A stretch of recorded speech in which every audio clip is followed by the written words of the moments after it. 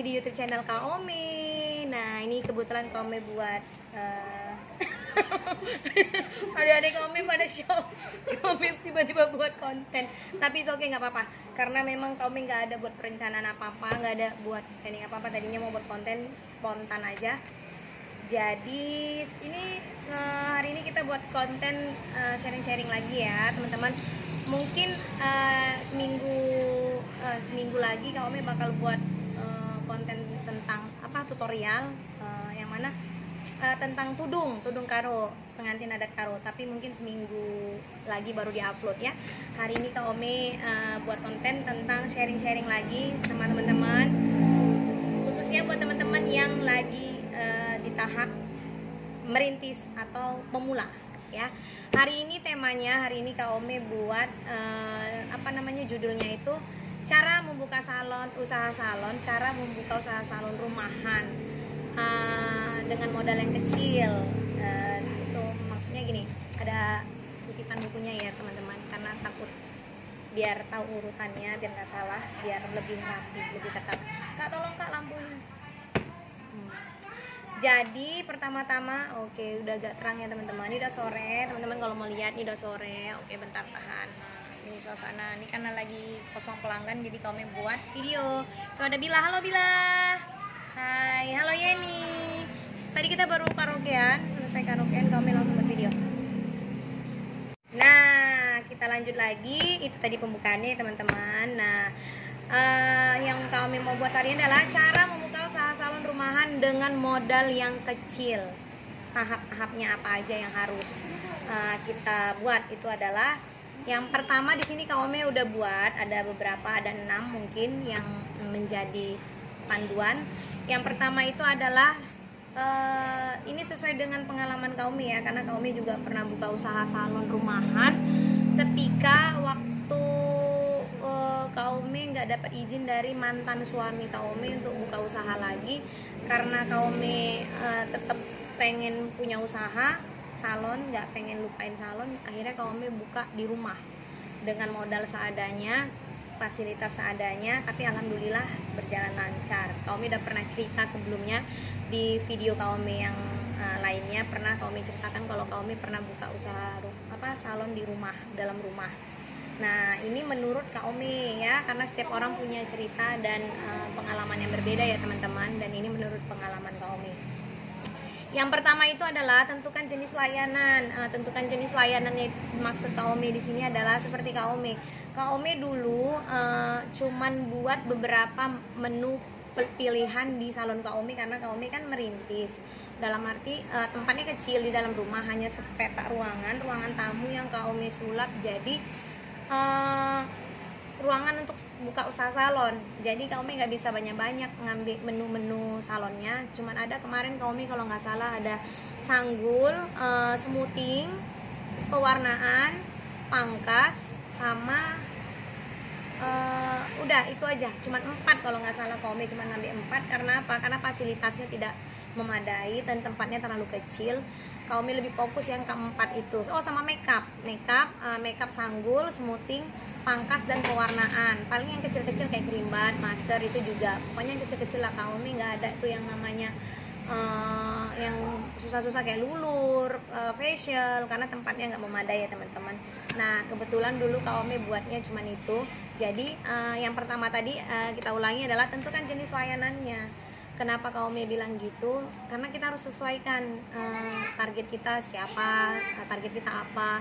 Kayak Kak Ome cuma tentukan 4 itu, tapi Kak Ome fokus. Dan alhamdulillah pelanggan Kak Ome terus bertambah, walaupun Kak Ome dalam rumah terus bertambah. Dari mana? Dari pelanggan yang sudah datang. Misalnya pelanggan kami udah datang nih, satu, kita kasih pelayanan yang terbaik dari kita, akhirnya mereka menyampaikan ke orang lain, meskipun kita nggak punya spanduk, nggak punya jenis apa lain, tapi mereka sampein ke temennya, di mana bagus ya, ntar kita dipromosiin sama pelanggan itu sendiri. Bisa juga melalui handphone, promosi lewat media sosial. Nah, itu untuk pertama tentukan jenis layanannya ya. Yang kedua itu pilih lokasi usahanya. Nah, kebetulan kan Kak Ome juga posisinya kan mantan suami Kak Ome kemarin buka usaha rumah makan. Jadi kan posisinya tempat usahanya itu pinggir jalan kan teman-teman. Cuman karena Kak Ome cuma numpang di dalam rumah, di dalam ruangan itu Kak Ome ambil satu ruang tamunya. Jadi kan di dalam gitu kan teman-teman. Cuman Kak Ome kemarin optimis karena dia di pinggir jalan, jadi orang nggak susah untuk jangkau Kak Ome, nggak masuk gang. Jadi memang jalan besar, meskipun di dalam rumah Kak Ome di jalan besar. Nah jadi yang pertama juga kita harus perhatikan adalah lokasi usaha kita. Kalau bisa jangan susah dijangkau sama pelanggan. Ada yang liatin teman-teman tuh, ada yang ngintip. Jadi kurang konsentrasi, maaf ya teman-teman. Itu yang kedua adalah pilih lokasi usaha yang tepat. Meskipun dia di dalam rumah, Kak Ome kebetulan di pinggir jalan besar dan banyak penduduk padat. Nah yang ketiga itu adalah kita harus mempersiapkan modal. Kita harus perkirakan modal dengan rinci, yaitu adalah maksudnya itu gini, kita targetnya kayak Kak Ome dulu kan. Kak Ome cuman buka smoothing, sanggul, makeup. Kenapa Kak Ome buka itu? Salah satunya Kak Ome merincikan modal yang Kak Ome punya gitu kan. Kak Ome cuman mampu untuk beli obat smoothingnya paling 1 atau 2. Terus kenapa makeup? Karena kan dia tidak kita juga pakai makeup. Jadi Kak Ome nggak perlu banyak modal untuk beli produk lagi, karena Kak Ome juga punya makeup cuman dikit-dikit lah. Terus Kak Ome pun makeup kemarin bukan makeup wedding, cuman makeup sanggul untuk terima tamu yang santai-santai, yang nggak terlalu berat. Jadi ada makeup yang punya Kak Ome dulu, itu Kak Ome pakai lagi. Jadi memang kita harus perkirakan modal dengan rinci sesuai dengan kemampuan kita tanpa dipaksakan. Hindari yang namanya berhutang kalau kita lagi merintis ya teman-teman. Hindarin untuk yang namanya berhutang. Kalau bisa kita gunakan modal sekecil-kecilnya untuk keuntungan yang sebesar-besarnya. Jadi itu yang keempat adalah berikan pelayanan premium. Nah, di sini Kak Ome tulis berikan pelayanan yang premium nomor 4. Pelayanan yang premium tuh maksud Kak Ome begini, ini menurut pengalaman Kak Ome ya. Kadang kan ada tuh ya salon, walaupun dia usahanya salonnya gede, tapi mereka tidak bagus dalam pelayanan. Contohnya kayak dia punya karyawan, mereka tidak bukan mendidik sih, lebih kayak mereka tidak mengedukasi karyawannya untuk ramah. Nah itu sama dengan bohong teman-teman. Sedangkan kalau kita merintis maaf teman-teman, diganggu lagi, ada bocil. Oke, maaf. Jadi yang keempat tadi berikan pelayanan premium, maksudnya itu kita harus ramah dalam mengerjakan salon. Ini pengalaman Kak Ome ya, rata-rata pelanggan salon tuh nggak suka kerjaan kita tuh terlalu lambat, terlalu cepat juga mereka nggak suka. Jadi kayak kasih waktu yang stabil,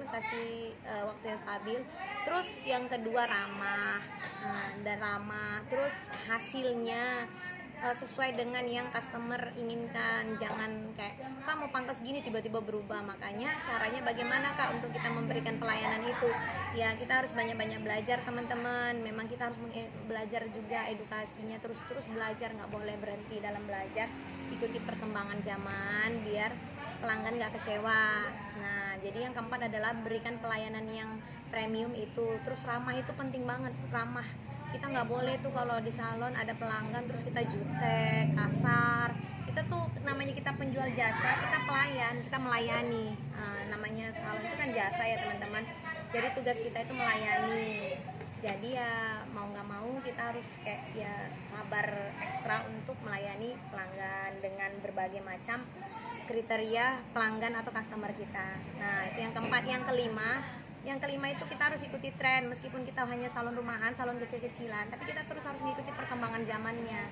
Sekarang kan ini zaman media digital ya, jadi kita nggak boleh ketinggalan. Kita harus lihat dulu, kita harus lihat terus perkembangannya, mulai dari warna rambut. Kita targetnya apa? Kayak Kak Ome smoothing gitu kan, smoothing heboh nih ya, smoothing keratin, smoothing susu. Nah kita kasih promosinya, ini ada smoothing keratin dari salon kita. Jadi meskipun di rumahan kita tetap ngikutin yang namanya tren ya, tidak ketinggalan. Yang keenam adalah promosi, dan ini adalah puncaknya untuk kita adalah promosi. Kenapa Kak Ome bilang? Karena kita salon rumahan, jadi kita kan butuh promosi yang lebih melalui apa Kak Ome, karena kan kita nggak punya spanduk tuh, kita nggak punya neon box, kita tidak tertangkap langsung oleh orang dari pinggir jalan, nampak dari jalan. Jadi kita promosinya lewat media sosial, dan kebetulan Kak Ome memang rajin upload video setiap apa yang hasil yang Kak Ome selesaikan. Misalnya ada orang smoothing, Kak Ome bakal videoin dan Kak Ome upload di Facebook, Instagram. Nah sekarang itu ada TikTok, nah banyak media lainnya. Jadi ada contoh hasil kerja kita yang mana bisa dilihat dari customer yang lain, bisa dia tunjukin ke customer lain bahwasannya inilah hasil kerjanya, jadi kelihatan. Jadi dia tahu hasil kerja kita dan dia bisa datang ke tempat kita. Dan sejauh ini itulah yang Kak Ome lakuin, dan alhamdulillah sampai sekarang dari salon rumahan, sekarang Kak Ome udah punya salon sendiri. Nah ini dia sekarang salonnya. Ini dia salon Kak Ome, ini penampakannya sekilas sudah pernah Kak Ome upload juga. Udah pernah Kak Ome upload juga sebagian foto ruangannya untuk dekorasi. Nah ini dia. Kebetulan ini lagi sore hari, Kak Ome lagi nyantai, jadi agak berisik karena banyak keluarga yang lagi datang, lagi ngobrol. Nah dari semua itu ada juga satu lagi yang tidak kalah penting, adalah disiplin terhadap diri sendiri. Kita sebagai yang punya, kita harus disiplin ya teman-teman. Kalau memang kita niat buka usaha salon walaupun rumahan gak masalah, yang penting kita disiplin. Dalam arti disiplin begini teman-teman, jangan suka-suka hati kayak kapan tutup, kapan pergi, nggak boleh. Kita harus atur waktu kita. Kebetulan karena kayak Kak Ome salon rumahan, Kak Ome buat janji biasa sama pelanggan Kak Ome, misalnya hari ini kita buat janji gitu. Nah kalau udah buat janji nggak boleh diingkari ya teman-teman, kita harus konsisten. Jadi cukup sekian dan terima kasih dulu, itulah dia. Kak Ome ulang ya, cara membuka usaha salon rumahan modal kecil itu adalah, tipsnya adalah yang pertama, tentukan jenis pelayanannya, tadi udah Kak Ome jelaskan. Yang kedua, pilih lokasi usahanya yang memang benar-benar gampang dijangkau oleh customer. Yang ketiga, perkirakan modal usahanya, hindarkan namanya hutang atau modal gede dulu, hindarkan, buatlah modal sekecil-kecilnya dulu, yang memang sesanggup kita. Yang kelima, ikuti tren, nggak boleh kita ketinggalan, karena kita harus ikuti tren, emang itu harus diikutin, trennya harus diikutin supaya kita nggak ketinggalan dan pelanggan kita puas dengan hasil yang kita berikan. Yang keenam, promosi, jangan lupa promosi, upload semua video-video hasil kerja kita biar pelanggan atau customer yang lain juga bisa lihat hasil kerja kita, dan mudah-mudahan mereka apresiasi dengan datang ke salon kita. Yang ketujuh, disiplin. Oke, cukup sekian dulu, itulah dia cara membuka usaha salon rumahan modal kecil. Mudah-mudahan membantu dan memberi inspirasi buat teman-teman yang lainnya yang kita merintis. Semangat terus buat yang lagi merintis, karena Kak Ome pernah di posisi seperti kalian merintis, yang mana buka usaha salon hanya punya hair dryer satu, catok satu, sisir satu, plus obat smoothing sepasang, keliling kampung. Kak Ome pernah juga di posisi itu. Jadi fighting buat teman-teman yang lagi merintis, semoga berhasil, semoga segera punya salon yang buka salon rumahan ataupun lagi merintis salon home service. Semangat buat kalian, mudah-mudahan kalian juga ada di titik seperti Kak Ome sekarang. Nah, Kak Ome butuh waktu 3 tahun untuk merintis dari nol sampai akhirnya ada ini semua produk, semua lengkap dengan alat-alat fasilitas. Walaupun hanya target menengah ke bawah, tapi alhamdulillah membantu. Apalagi sekarang Kak Ome single mom, jadi ini sangat membantu. Jadi buat teman-teman semua, semangat terus meniti karirnya dalam usaha salon, dan terus semangat, jangan lupa dukung terus YouTube channel Kak Ome, dan sampai jumpa. Assalamualaikum.